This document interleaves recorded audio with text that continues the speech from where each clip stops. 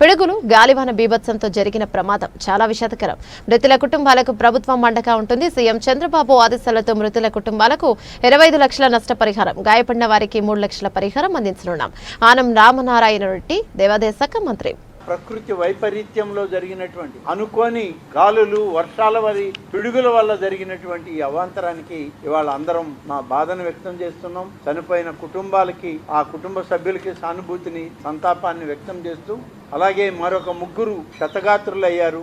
వాళ్ళకు కూడా పూర్తిగా ప్రభుత్వం అండగా తోడుగా ఉండి ఆ 3కి కూడా మంచి వైద్యం, మెరుగైన వైద్యం చేయించడానికి ఇప్పటికే ఆదేశాలు ఇచ్చాం. ముఖ్యమంత్రి గారి నిర్ణయం చనిపోయినటువంటి ప్రతి వ్యక్తికి 25 లక్షల లెక్కన ఎక్స్గ్రేషియా రాష్ట్ర ప్రభుత్వం నుంచి దేవాదాయ శాఖకి ఆదేశాలు ఇచ్చారు. చనిపోయినటువంటి వ్యక్తుల్ని ఆ కుటుంబాలకు తెచ్చి ఇవ్వలేము, కానీ కొంతైనా ఈ ప్రభుత్వం వాళ్ళకి తోడుగా ఉండాలి అని చెప్పి గౌరవ ముఖ్యమంత్రి గారు తీసుకున్న నిర్ణయం 25 లక్షల రూపాయలు చనిపోయిన వ్యక్తుల పేరిట ఆ కుటుంబానికి ఇవ్వాలని, గాయాల పాలై ఎవరైతే క్షతగాత్రులుగా ఆసుపత్రిలో వైద్యం చేయించుకుంటున్నారో మొత్తం వైద్యం ప్రభుత్వం దగ్గరుండి మెరుగైన వైద్యం చేయాలని, వారికి కూడా 3 లక్షల రూపాయలు ప్రభుత్వం నుంచి, దేవాదాయ శాఖ నుంచి ఇవ్వాలి అని చెప్పి ముఖ్యమంత్రి గారు నిర్ణయం తీసుకొని ఆదేశాలు ఇవ్వడం జరిగింది.